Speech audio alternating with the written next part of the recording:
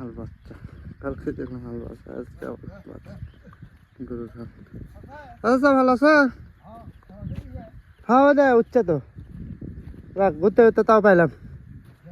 হ্যাঁ তা আপনি বৃহৎ প্রতিদিন হাল পান এখন? কালকে বলেন না? আচ্ছা এতখানি আতর এত বড় আতর ধরলেন? ও একবার কোটাল ভেঙে ধরলেন একসাথে? ও আচ্ছা আচ্ছা এত বড় আতর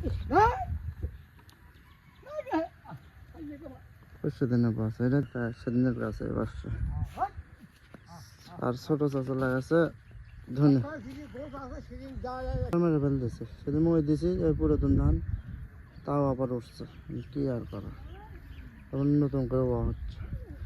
এই পুরাতন ধান সবগুলো গাছে মাথা উঠতেছে এখন ওই পরে ওই ধান আবার ফেলে দেওয়া দেবে তুলে তুলে এইখানে কতগুলো ইয়া হচ্ছে এগুলো খোসা দেওয়া দেবে একটার সাথে আর শ্যাওলা এমন ভাবে ধরছিল হ্যাঁ একবারে মানে মনে হচ্ছে যে ধানই নাই এখন এসে দেখা যাচ্ছে যে না ধান মই দিয়ে গেছি সব ধান উপরে উঠছে শ্যাওলা নিচে পড়ছে কি আর করা ঘুমি নেই পিছন এটা বাঁচবি বাঁচলে এগুলো খোসা দিয়ে দেওয়া লাগবে গলে বাগানের মধ্যে আছে হ্যাঁ সমস্যা নেই ইয়ে করেন এই 2 দিন উইয়ে তারপরে দিনে দিয়ে আবার একটু খোসা দিয়ে দিন আর এই দিয়ে দেওয়া লাগবি আরে রশিদ ভাই করে ওটা দেওয়া লাগবি আর ওই পরে একটা আছে সমস্যা নেই তারপর থেকে তাহলে খোসা দেওয়া শুরু করবেন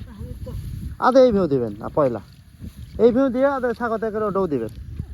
এটা শুকাচ্ছে না ওই পানি যাচ্ছে না কাটে দেওয়া আছে কিন্তু এদের ধান তো ভিতরে মেলা থাকলে বুঝলেন এগুলো হলো বিপদ হয়ে যায় হ্যাঁ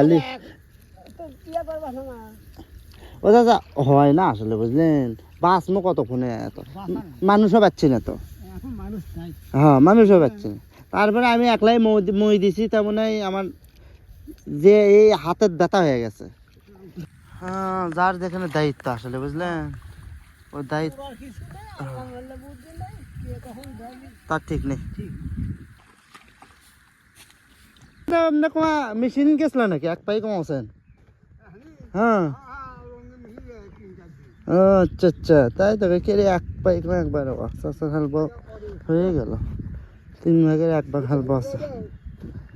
হ্যাঁ হ্যাঁ আপনি কে ধান জগ জগ করতেছে খালি ও আচ্ছা না না জগ জগ করতেছে ওগুলো ধানে তো ইয়ে লাগিয়ে উঠছে না সবুজ হচ্ছে আর আরে এগুলো কেবল হচ্ছে